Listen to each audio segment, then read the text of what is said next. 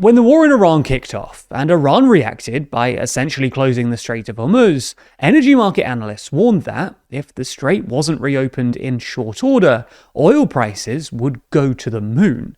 In normal times, something like 20 million barrels of oil passes through the strait every day, roughly 20% of the 100 million or so barrels that the world consumes each day.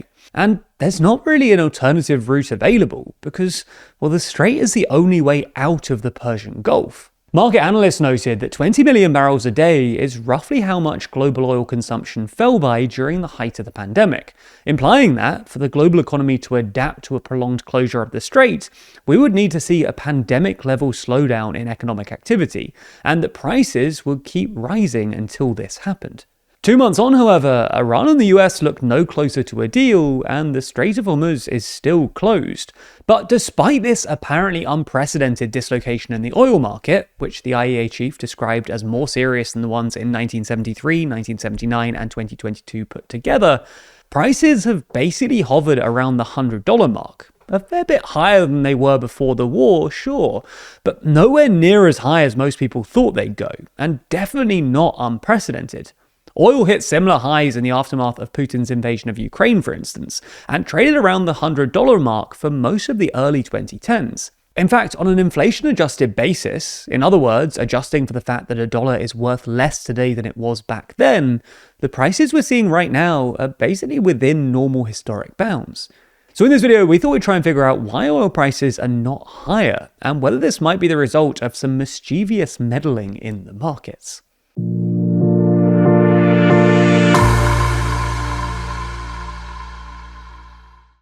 The next issue of our magazine is out very soon, with this issue focusing on all of the wars that Trump has been involved in during his second term, with each dot on the cover representing a different military intervention or strike. Inside, we run through each of the conflicts, from Venezuela and Iran to Yemen and Ecuador, as well as discussing what he's really doing. Pre-order your copy today at toolong.news. So, the first thing to say is that there has been some suggestion that the relatively muted reaction we've seen from both the energy and stock markets reflects the fact that traders are simply naive. In other words, oil prices aren't skyrocketing and stocks aren't tanking, as you might have expected them to, simply because traders are sticking their heads in the proverbial sand and wish-casting a deal. This felt more plausible a couple of weeks ago, when there was a big difference between the near-month futures, which is basically the price you pay to buy oil for delivery in a month's time, and is the price people are generally referring to when they talk about oil prices, and the actual spot prices, which is the price that refineries are paying to have oil delivered right now. These two are usually roughly the same, because in normal times, oil costs about as much now as it does in a month's time. But they diverged sharply in April, with spot prices about $30 higher than near-month futures for delivery in May. This basically implied that despite real tightness in physical markets, traders expected the strait to reopen by May, which in retrospect does look somewhat naive. However, in the past week or so, the gap between these has closed, with spot prices falling to meet futures prices. This doesn't mean that naive optimism isn't playing a part here. It clearly is, as evidenced by the fact that prices still fall every time that Trump claims he's on the cusp of a deal, although by less each time. Nonetheless, the fact that there's no longer a big gap between spot and futures prices, and the fact that spot prices have come down, suggesting that the physical market is coping okay, does imply that that's not the whole story. Similarly, this convergence also undermines the theory that governments are meddling in the markets to keep prices low and markets calm. This is something that both the US Treasury and Japanese Finance Ministry were reportedly considering in March. However, while they might have been able to affect futures prices, the recent fall in spot prices can't really be explained by financial meddling, and suggests that something else is keeping prices down. So if it's not naivety or government meddling, then what else? Well, as we see it, there are at least 5 possible contributing factors to the market's muted reaction. First, affected countries have been able to reroute some of their oil that would have gone through the strait through other export routes. The Saudis, for instance, have been able to reroute about 3 million barrels a day through the Yanbu port on the Red Sea via their east-west pipeline. The UAE have been able to reroute about 1.5 million barrels a day to the port of Fujairah on the other side of the strait via its ADCOP pipeline. And Iraq has been able to reroute about 300,000 barrels a day via its pipeline to Turkey.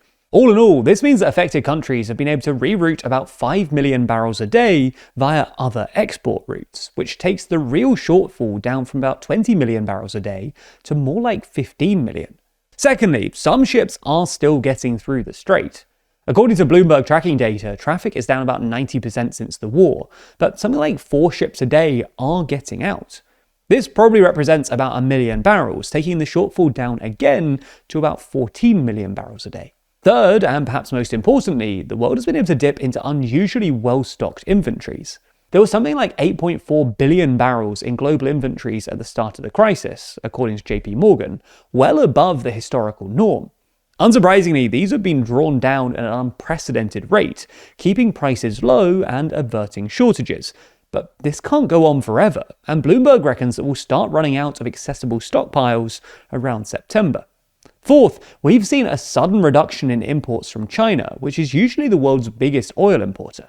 You might assume that this is simply because China is dipping into its own stockpiles, but satellite data suggests that commercial stockpiles have continued to grow in recent weeks, and Chinese state-owned oil companies have been selling some of their own oil cargoes to European and Asian importers, all implying a genuine reduction in oil consumption in China. This might be because China is experiencing an economic slowdown, but the other possible explanation is that the Chinese economy is just less oil dependent than we once thought. And this takes us nicely onto our fifth reason. It's possible that the global economy is just less oil dependent and generally more resilient than we gave it credit for. In other words, the global economy has found ways to work around this energy crisis, perhaps by being more efficient with the oil and gas we have left over, or by leaning on other energy sources like renewables. And this would be consistent with what we've seen in the other 2 recent macroeconomic shocks, namely the pandemic and Trump's tariffs, when, on both occasions, the global economy proved more resilient than we'd expected.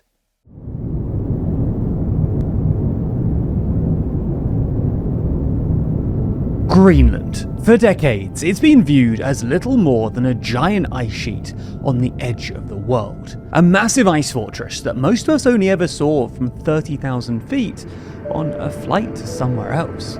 However, that ice is receding, and as it does, the world's superpowers are beginning to move in. At TLDR, we've spent almost 10 years explaining things from behind a desk, but some stories are too big for our studio. So to understand why this island, and the Arctic more generally, has suddenly become the most valuable real estate on Earth, we had to go there. As you'll soon discover though, this isn't just a political briefing hosted from the cold. We're hiking through the wild, discovering melting icebergs, and uncovering the rusting remnants of secret military projects abandoned in the snow. I used to think I understood what cold was, but I was lying to myself. Over 3 episodes, we're asking, what's the big deal with Greenland? From the scramble for rare earth minerals, to the new battlefield for Washington, Beijing, and Moscow. We're camping out in the glaciers that are changing our climate, and discovering the country caught in the middle of this global tug of war. This is funny to you, Jet. It will be funny to you in the future. Hello. Hello, deep there. Jesus Christ. That's the whale. Right wheel. Rather appropriately for the world's largest island, this is the biggest project we've ever taken on. A documentary about the beauty, power, and future of our planet. Coming this summer exclusively to TLDR Party members. If you're not a TLDR Party member already, you can sign up right now.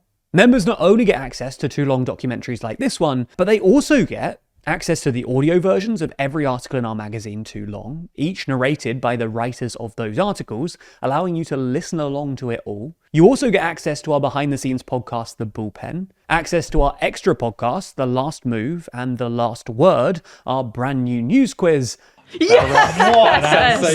That's very good. As well as much more. Becoming a member costs £3.99 a month, but for the very best deal, you should grab the Too Long and TLDR Party bundle. That way you get both our quarterly magazine Too Long, as well as access to all of the benefits of TLDR Party, for a very discounted rate. Plus, if you use code Greenland, we'll give you an extra £4 off your first bundle payment, making it basically the same price as a standalone subscription. Find out more and support the channel at toolong.news/party.